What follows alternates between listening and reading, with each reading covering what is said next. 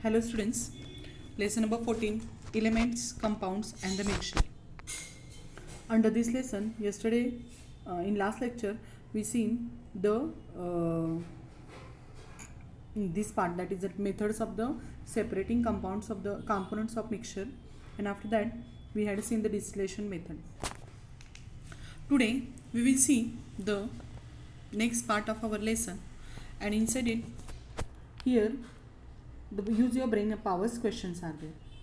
Is water that falls from the cloud naturally pure? Is water that falls from the cloud is naturally pure? Actually, this water is pure water, but when it falls at when it mixes with the polluted air, that is the carbon dioxide, carbon monoxide, it is mixes with it, and that water will be, what happens, it is not pure. Then which properties of the liquid are seen in the distillation method? So actually it is pure, but when the gases are not mixed inside it, and it's a, as you know, that acid rain is due to the mixing of such a type of hazardous gases into the rainwater. Its effect is the acidic rain. So actually when this clouds inside that water is there, it is actually pure, but maybe before mixing with the air. Now which properties of a liquid are seen in the distillation method? So here the properties of liquid are seen in distillation method are, if you see here it is the process of distillation. Inside it we are separating the substances. Okay, so pure water we are collected here in the flask, and the salt is left behind it. So the pure substance we are getting in this process.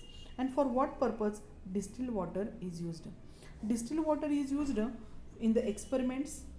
For drinking we are using this distilled or the pure water. Next question is the method of separation using separating funnel. Here in distillation process, inside we seen that the two substances, that is water and the salt, they mix with each other. The water and the salt, they mix with each other, and a homogeneous mixture is formed. But here, if the two substances are there, they do not mix with each other. For example, kerosene and the water, or your oil. If you take the food inside, we are making using the preparing food, cooking food, that time we are using the oil. That oil and water, when we mix with each other, how to separate these substances? For that also we have to use the distillation method? No, we have to use the method of separating these substances by using this funnel. This is the funnel. So here, when a mixture of two immiscible, they do not mix with each other. For example, oil and water, liquids is left undisturbed. So the two layers are clearly seen. Here it is the one layer is the kerosene and another layer is the water's layer are formed. And what they told you here, so two layers have formed. The heavier of the liquid remains below. Okay, so water is heavier than the kerosene, that's why it is remain below, and oil is lighter than the water, and that's why it is remain upside. So two liquids in a mixture can be separated by making use of this property. Okay, so how to separate these substances? So the simple method is there that we are using for the separation of these immiscible substances from each other, and that method is shown in the picture. So here, pour a mixture of kerosene and water into a separating funnel. This funnel is called as a separating funnel. This funnel is called as a separating funnel with its stopcock closed. This is a stopcock. This is stopcock. We have to close the stopper, and then what happens? Fix a separating funnel firmly on a stand. So here it is the stand given. Okay, and we have to fix it with the stand. Next, what we have to do? Leave the mixture in the funnel undisturbed. We have to keep pour inside it, and we have to keep it as it is without disturbing to it. For a while, latter will remain below. Latter what we have to observe? the lighter liquid is there, it is collected below, and the heavier is collected below the funnel and lighter is floating on its surface. Now without shaking the funnel, what we have to do, just move this topper on. So what happens, slowly the water will collect in the beaker, the water will collect in the beaker, and the kerosene is there. We have to, it's the method depends on our observation. So kerosene is there, we have to observe it till that, we have to observe the kerosene when it collects till here, and then you have to stop the, means stop cock is there, you just close it. So in this method what happens, the water is coming collected in the beaker and the kerosene is left inside this funnel, in separating funnel. So in this way you can separate the two substances which are indissoluble by using this separating funnel easily. Without shaking the funnel, here what they give, we will see, remove the stopper. Now we have to remove the stopper and open the stopcock and collect the water in the bottom of the funnel, and we have to collect the water in a beaker. Close the stopcock when all the water is collected in the beaker. Now kerosene and water are separated. So in this method we are easily separated the water and the kerosene from each other. Okay, so this method is called as a separation method by using the separating funnel. Now here it is, the another method is given, that is method of centrifugation. This method is called as a centrifugation. Turbid water, which water? Turbid water, we have to, turbid water, the meaning of it is that in that water the small particles of the soil are, what happens, mixed. This kind of water is called as a turbid water. Ink, milk, if you see this, ink, milk, buttermilk, blood are the mixtures of liquid and insoluble liquids and insoluble solids. So inside it some insoluble solids are there, okay, that we have to, for example, if you take the example of a buttermilk, in that buttermilk the butter is present inside it, and when we just churn it, then what happens, from that mixture the that substance, that is the butter is separated from the mixture and the buttermilk is separated from it. We can separate it by using the churning. Same way, when turbid water is kept undisturbed for a while, the soil particles in this slowly settle into the bottle. Turbid water inside, the soil particles are there that collected slowly at the bottom. The particles of milk or ink, however, do not settle even being left undisturbed. So they are not getting separated. So this is because the particles of the solid in such a mixture being very tiny, these particles are there in ink, inside that ink particles, and the milk inside that particles, milk particles are there. These are what, very tiny particles, very light it is there, and remain evenly distributed in the liquid. And these particles, what they told you, these particles cannot be separated from the liquid, even methods like filtration and the setting.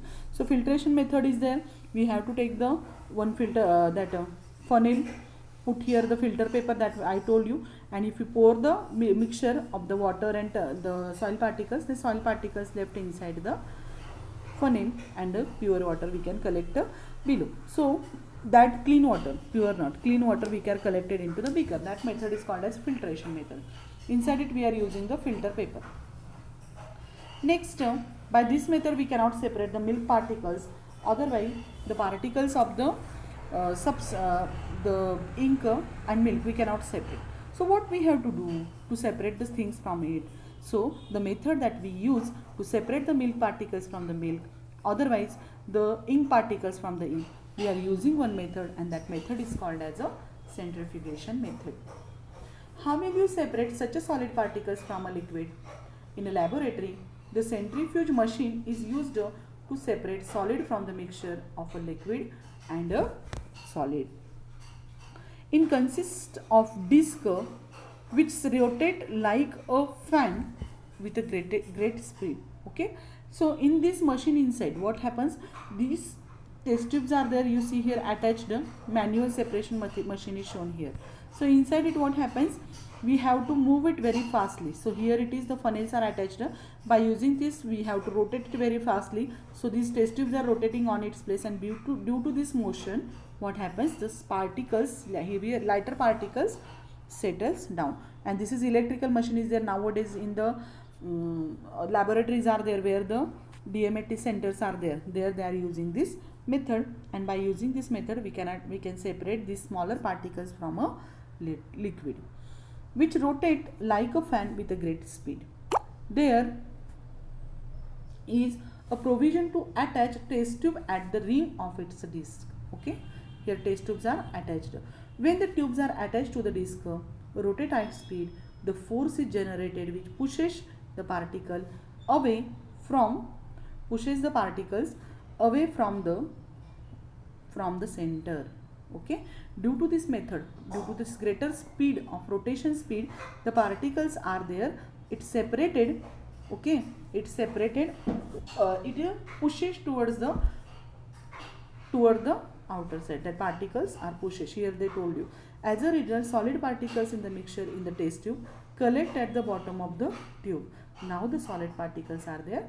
They are collected at the bottom and thereby separated from the liquid. So this is the method of centrifugation that we are using to separate the very tiny and lighter particles from the mixture, from the liquid.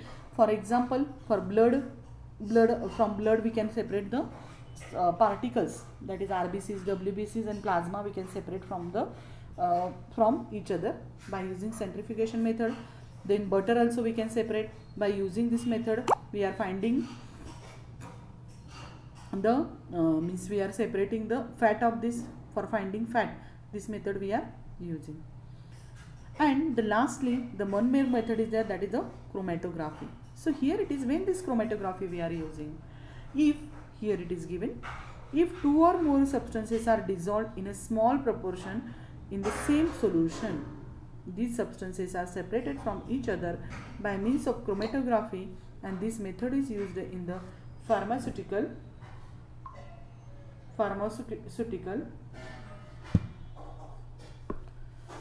science factories, scientific laboratories. These methods are used. Okay, so first of all, which method I told you the method, the substances which mix with each other and form a homogeneous mixture. For that we are using the method to separate these substances by using this simple distillation method. Some immiscible substances we are separating by using this separating funnel method. Now the next it is the, when the substances are there, smaller particles are very small. Okay, and we are separating this by using the centrifuge method. And the last method, that is chromatography, inside it we are separating two or more substances if dissolved in a small proportion in a same solution. So we are using this method. So this method is used pharmaceutical science factories, scientific laboratories, for detecting new ingredients and for identifying separating components of a mixture. So here procedure is given, we will see, very easy method is there. So today we will finish this lesson. Take a small water in a beaker. Here it is water taken.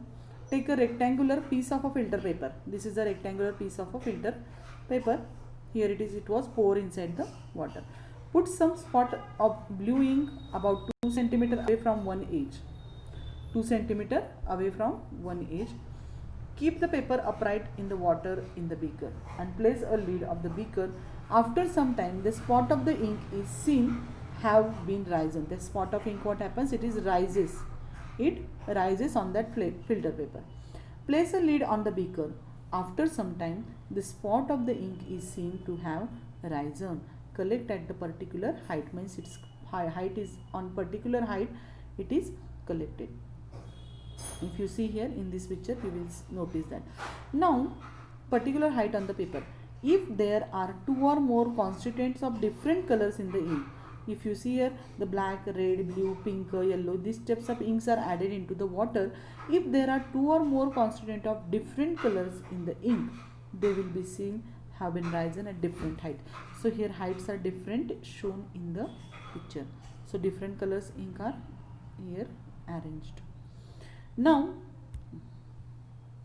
here again, if there are two or more constituent of the different colors in the ilk, they will be seen have risen to the different height due to different colors and thus appear distinct in each other, and they are separate colors. We can see we are added into same water, but the spots are looking separated from each other, and this method is used, this method is called as a chromatography. This experiment can be done using the chalk stick instead of the filter paper. Okay, we can do this with the chalk also. In this method, separation is called as a chromatography. Two properties of substances are used.